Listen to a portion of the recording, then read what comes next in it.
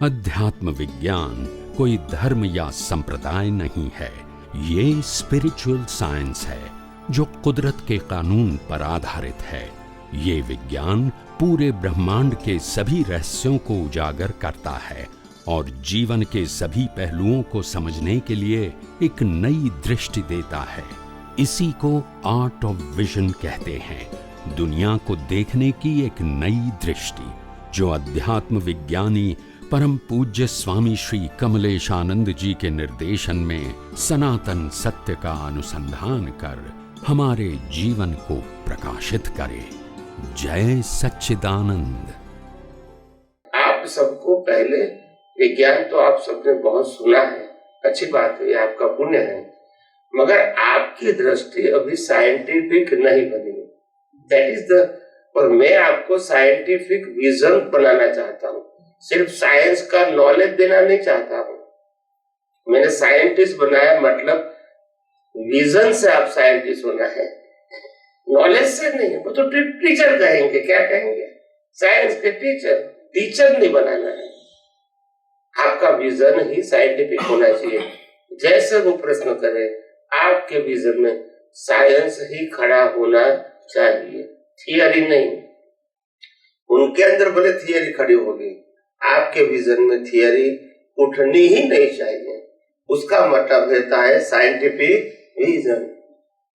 आप सब लोग कोई भी प्रश्न करते हैं, मैं तुरंत क्या साइंस की बात करता हूँ? नहीं करता हूँ। ये विजन है। क्या है? ये मेमोरी नहीं है, नॉलेज नहीं, विजन है। और जो भी करेंगे उसमें साइंस ही दिखेगा, और जो पार्ट में आपका साइंटिफिक एप्लीकेशन नहीं है वहां से बताऊंगा कि दिस इज रिलेटिव ट्रूथ। खत्म हो गई बात, तो और ज्यादा बात करने की जरूरत नहीं पड़ेगी। ये विजन काम करता है। ऑटो मोड क्या बताए? ये कोई फिजिकल प्रक्रिया, लेबरर्स एक्टिविटीज नहीं है, अपने आप का। और ऐसा ही साइंटिस्ट आप सबको बनना है, थियोरेटिकल नहीं। नॉलेज वाला साइंटिस्ट नहीं बनना है, इसको तो टीचर बोलते हैं। क्या बोलते हैं? टीचर नहीं बनना है, साइंटिस्ट बनना है।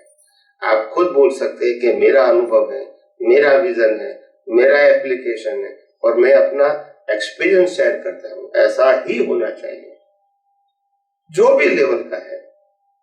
हो सकता है कि अभी आप 25% 30% एक्सपीरियंस की बात करोगे और 70% जो आपने समझा है उनकी बात करोगे। धीरे धीरे एक्सपीरियंस का लेवल 25 से 30 होगा, 35 होगा, 40 होगा, 45 होगा, और आपकी समझ का लेवल धीरे धीरे कम होगा और अनुभव का लेवल बढ़ता जाएगा। यही प्रोसेस है कि आज कोई व्यक्ति साधु बन गया, सन्यासी बन गया, कल उन्होंने प्रवचन सर खोल दिया, पहले दिन से मास्टर हो जाएगा? बोलते नहीं है, हो जाएगा भाई। प्रैक्टिस से ही तो परफेक्ट होगा, ऐसे कैसे होगा? चमत्कार थोड़ी है। और इसीलिए भी आप सबको यही कहता हूं कि गलती होता है किसी को एक्सप्लेन करने में, डोंट वरी। या तो कन्विंस नहीं कर पाते हैं, कोई चिंता नहीं। आपको जो भी साइंटिफिक विजन है, अंडरस्टैंडिंग है, वो शेयर कर दो।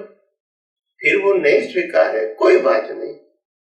ध्यान में रखना कि इस प्रकार के संजोग आते हैं तो कौन सा एक्सप्लेनेशन सामने वाले व्यक्ति के लिए इजी टू डाइजेस्ट होगा, ऐसा मेरा प्रेजेंटेशन होना चाहिए। That's it. तो you can correct next time. मगर आज मैं फेल हो गया, ये मानने की जरूरत नहीं है, क्योंकि उन्होंने आपको अनुभव तो दिया ही है। क्या दिया? मैं खुद यही अनुभव से तो आगे बढ़ा हूं। मैं खुद कहता हूं, ये कोई चमत्कार नहीं है। लोगों ने ही मेरे को क्या कहते हैं, मार खा खा के मैं एक्सपर्ट हुआ हूं। और ज्ञानी पुरुष दादा भगवान ने भी यही कहा था कि हिंदुस्तान के अंदर भगवान बनना है तो मार खा के, जहर पी के ही नीलकंठ बनना पड़ेगा। किसी को जहर पाके नहीं बन सकते। तो इसीलिए ऐसा तो आएगा ही। डरने की जरूरत नहीं है। आगे बढ़ते रहो। जैसे जैसे लोग आपको स्वीकारते रहेंगे, धीरे धीरे आपके विरोधी विरोध करना नहीं चाहते, उसका भी तो उदय करना है, मगर वो धीरे धीरे क्या हो जाएगा, जैसे एक्सेप्शन होगा धीरे धीरे क्या हो जाएगा, शांत हो जाएंगे अपने आप। आप समझे ना? आपकी प्योरिटी, आपकी सिंसियरिटी, आपकी ऑनेस्टी, आपकी नियत नीति एक दिन रंग लाएगी। Wait and watch, but go ahead with confidence. आप समझे ना? डरने की जरूरत इसको होती है जो गलत रास्ते पर जाते हैं। फिर क्यों डरेंगे भाई? आपको गलत कहने का अधिकार है, आपकी दृष्टि से मेरे को आपका अधिकार है, कोई बात नहीं। जैसे जैसे लोग समझेंगे, लोग ही आपको समझा देंगे कि तुम जो उनको गलत कहते हो वो गलत नहीं है, वो ही कहेंगे। उनके इर्द गिर्द लोग कहेंगे। आज क्या हुआ, सच्चिदानंद संघ में जाओ, वहां जाओ, हर जगह लोग कहते हैं नहीं नहीं स्वामी जी की बात तो सही है, तुम नहीं समझ पाए, वो गलत नहीं है। क्यों कहता है? क्योंकि उनको कॉन्फिडेंस आया है, तो मेरे को बोलने की जरूरत नहीं पड़ेगी। जैसे जैसे लोग समझते जाएंगे, अपने आप बताते रहेंगे कि दिस इज नॉट करेक्ट। आप नहीं मानो, इट इज ओके, और वो इनकरेक्ट नहीं है, इतना तो बताएंगे। आपको मानना ना मानना अब वो आपकी फ्रीडम है, मगर तुम जिसको इनकरेक्ट कहते हो वो इनकरेक्ट नहीं है, इतना तो बोलेंगे। तो ये इसलिए मैंने कहा कि ये विज्ञान हम सबको आत्मसात करना है, नॉलेज के रूप में नहीं, रियलाइजेशन के रूप में, और उसी फॉर्म में हमको प्रेजेंट करना है इन आवर ओन वर्ड्स। तभी दुनिया के लोग आपको साइंटिस्ट कहेंगे, experience scientist, not as a knowledge scientist. हर बात में आपका प्रेजेंटेशन ट्राई टू फ्रेश यानी मौलिक प्रेजेंटेशन करो, तो साइंस है। आप कोई भी एंगल से कर सकते हो, जिस प्रकार से आपने उपयोग करके अनुभव किया है उस एंगल से करो, कौन मना करता है? प्रिंसिपल वही रहना चाहिए बस। प्रेजेंटेशन कोई भी है, एग्जाम्पल कोई भी है, कोई तकलीफ नहीं। बोलिए स्वामी जी, आपको मैं पुराना वीडियो देखा था, उसमें आपने बताया है कि मेरे से प्रमाद होता था, तो फिर मैं उनके कारणों को ढूंढता था, फिर ऐसे करके मैं आगे बढ़ा हूँ। फिर किसी महात्मा ने क्रॉस क्वेश्चन रख दिया तो वो ठीक से आ नहीं पाया, मतलब पूरा डिफिनेशन जो आप करना चाहते शायद हो नहीं पाया, तो उसको एक बार थोड़ा बताइए ना कि प्रमाद होता था। क्या बात, मेरे को कब की बात है? 2012 सत्संग में है स्वामी जी कि अभी तो 8-10 साल हो गए कि मेरे से प्रमाद होता था, फिर उसमें डीप एनालिसिस करता था, फिर कारण ढूंढता था, फिर मैं ऐसे करके डेवलप होते गया, ऐसा भी बताया था। प्रमाद का मतलब होता है विज्ञान होते हुए भी और विज्ञान की सही समझ होते हुए भी प्रमाद हो जाता था। मतलब जिस प्रकार से एप्लीकेशन होना चाहिए वो नहीं होता था। तो फिर मैंने रिसर्च किया कि क्यों नहीं होता है, होना चाहिए मगर क्यों नहीं होता है। फिर धीरे धीरे समझ में आया कि मैं विज्ञान को तो जानता हूँ और विज्ञान का एप्लीकेशन भी जानता हूँ, मगर मेरे विजन में अभी भी विज्ञान की वैल्यू कम होने से, इंटरेस्ट कम होने से एप्लीकेशन माइल्ड हो जाता है। ये मेरा रिसर्च है और वो रिसर्च मैं सत्संग में बताता हूँ। सब मेरी बात ओन रिसर्च है। क्या बताया? ओन रिसर्च है, ये सब मैंने बताया है, एक नहीं तो दूसरे प्रसंग में बताया है। ऐसा नहीं कि अभी बताऊं, बताता ही हूं मैं, हर व्यक्ति को हर समय बताता हूँ। उस समय नहीं बताना संजोग होगा, जो भी होगा तो सिद्धांत तो वही रहेगा, कोई चेंज नहीं होगा। यस स्वामी जी, जैसे आप बताए ना कि एनालिसिस करके आप आगे आए हैं, ऐसा हम लोग को भी होता तो है।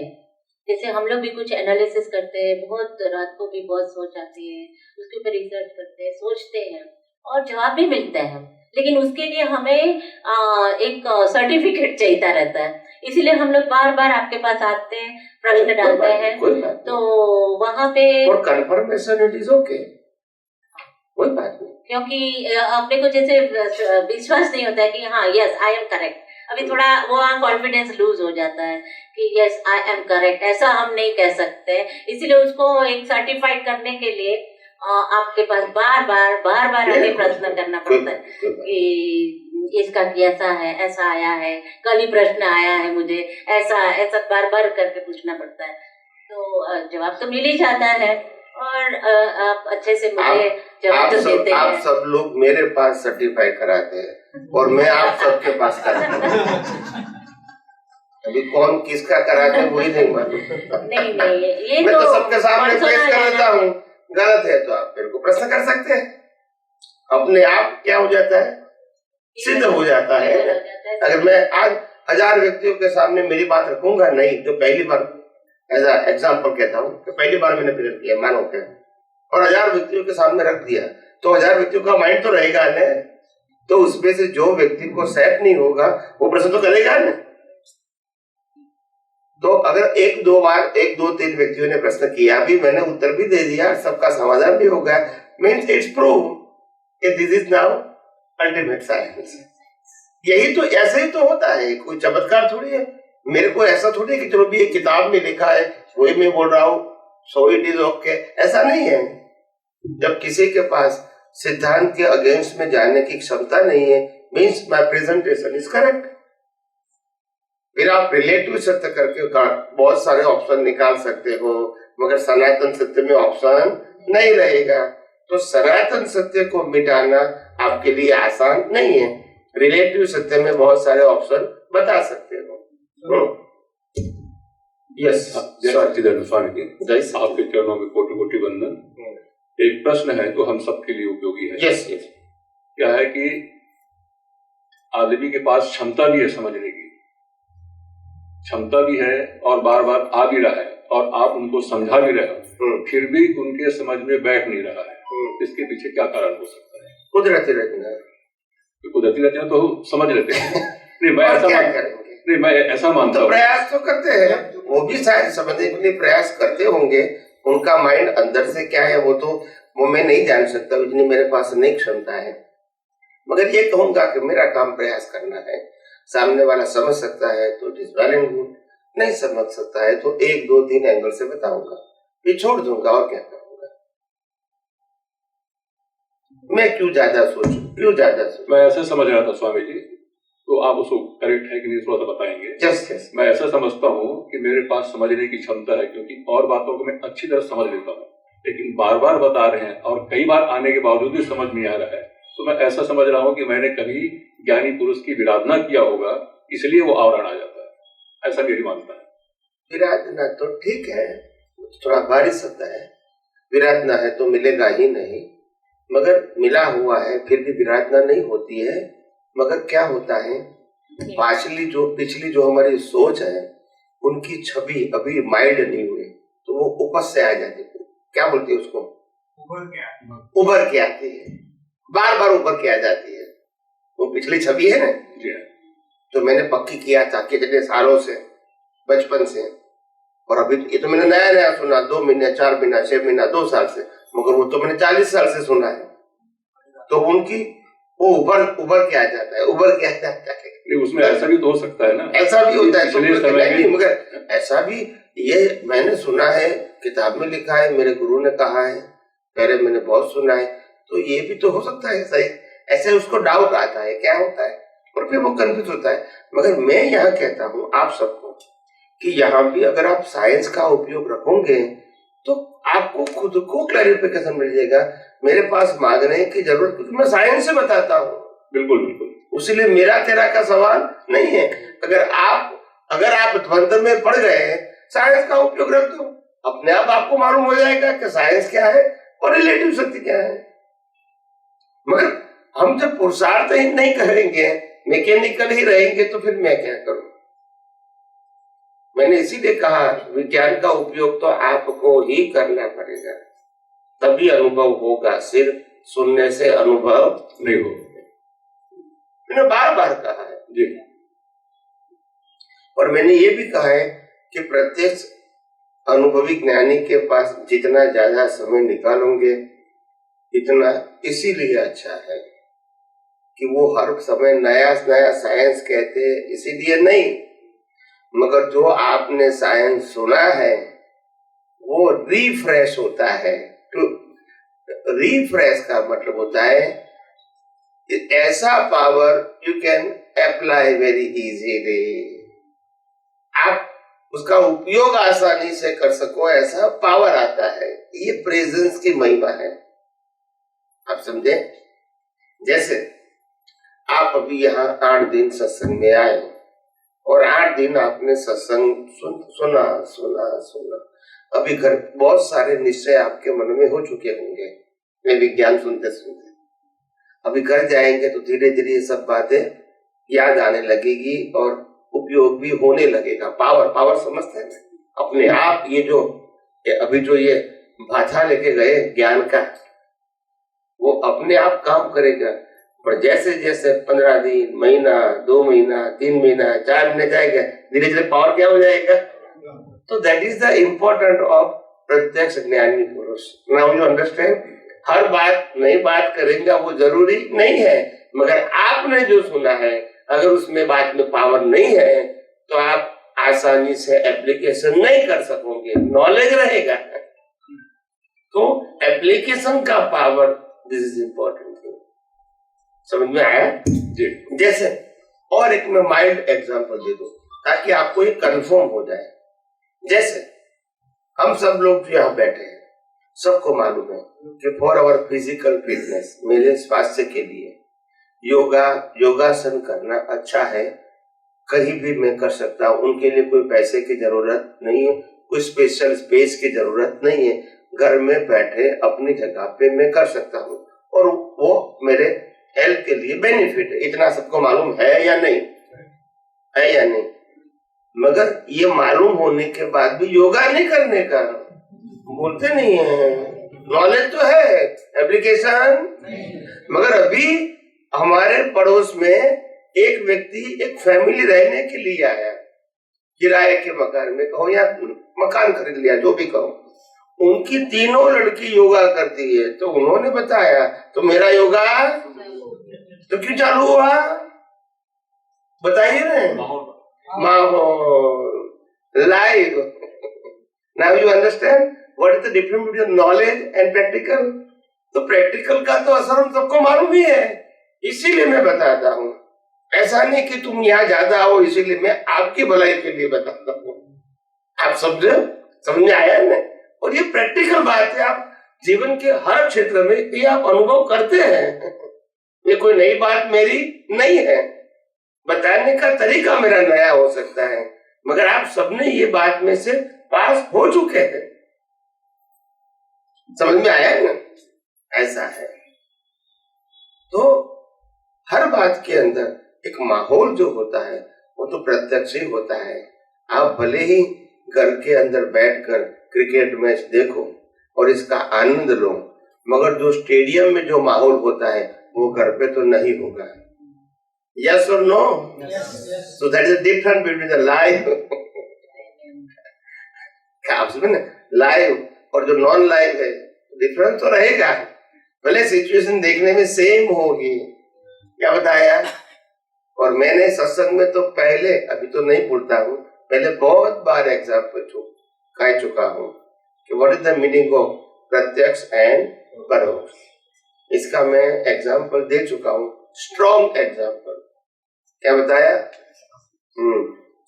कि शादी करना और शादी की 20 साल के बाद कैसेट देखना इतना डिफरेंट प्रैक्टिकल और रिकॉर्डिंग में। रिकॉर्डिंग में वही दिखेगा जो आपने शादी किया था, मगर वो माहौल, वो आनंद, वो उत्साह नहीं रहेगा।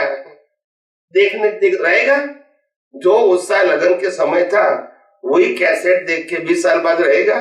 क्यों नहीं रहेगा? वही तो देखते हैं हम। समझ में आ गया ना? क्योंकि ये तो रिकॉर्डेड है, प्रैक्टिकल। अब समझे ना, बात वही है, पर रिकॉर्डेड है, प्रैक्टिकल नहीं है। वो प्रैक्टिकल था और कीमत हर समय किसकी होती है? प्रैक्टिकल की, लाइफ की होती है।